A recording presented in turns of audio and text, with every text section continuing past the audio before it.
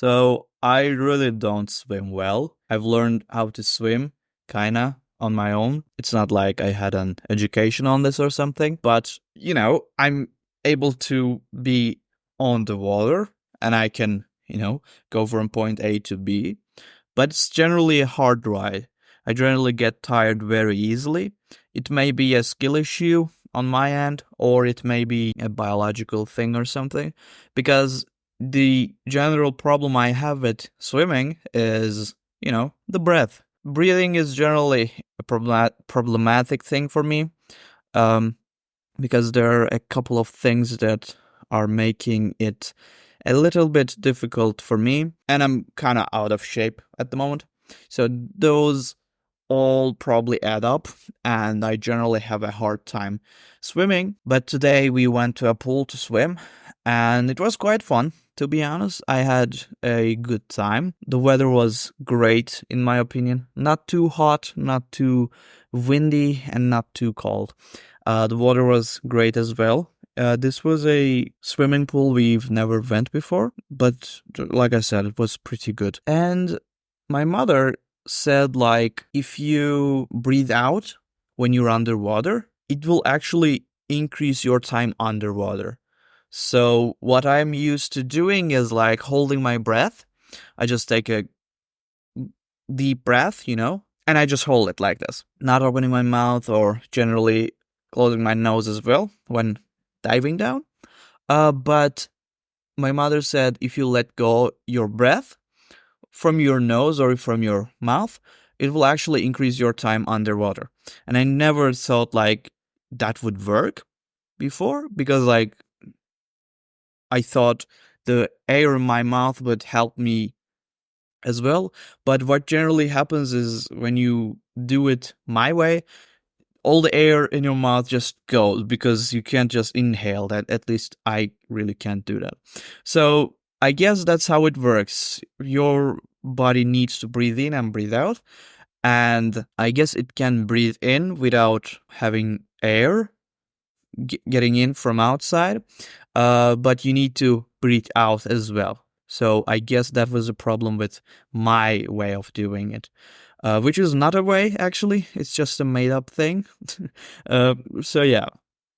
So I tried what my mother recommended, I take a big breath and then go underwater and try to breathe out. But in my case, it really didn't work, because I was trying to like... Oh, by the way, I just realized you guys can't really hear all that. Shit. Okay, I'll do some editing magic. Anyways, so I was trying to do it like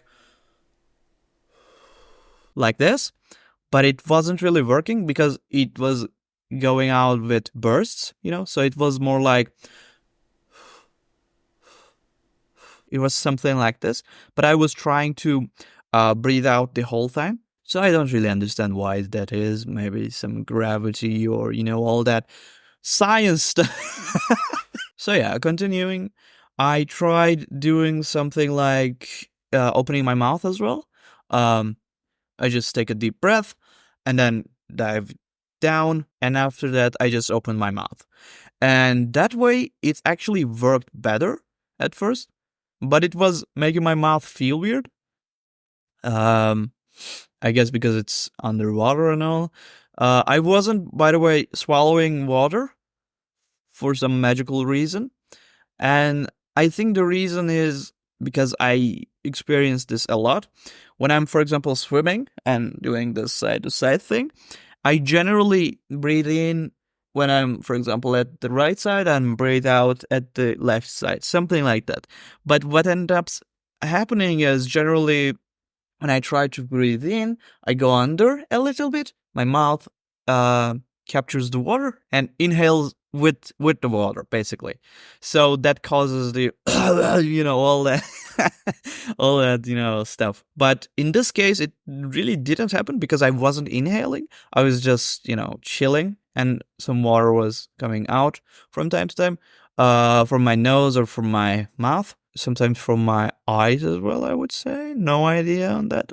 Maybe I was feeling like that. Anyways, So yeah, that worked better. And after that, I tried doing that with my mouth closed, but not forced to close. I was letting air out, but I wasn't really opening my whole mouth as well. So yeah, that worked better. And my mouth wasn't feeling weird now.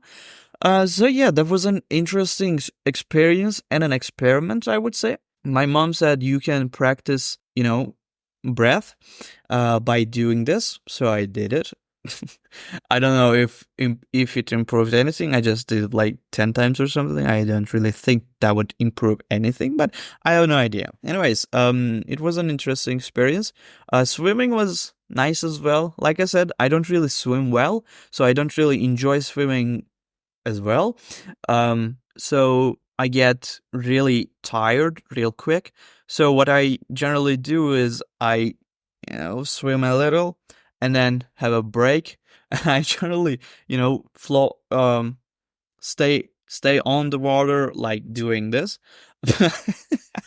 And yeah, that's really about it. Also, I learned that I was pedaling wrongly as well, which is generally the hardest part in swimming, in my opinion, because this is a thing that followed me throughout my childhood and up until now.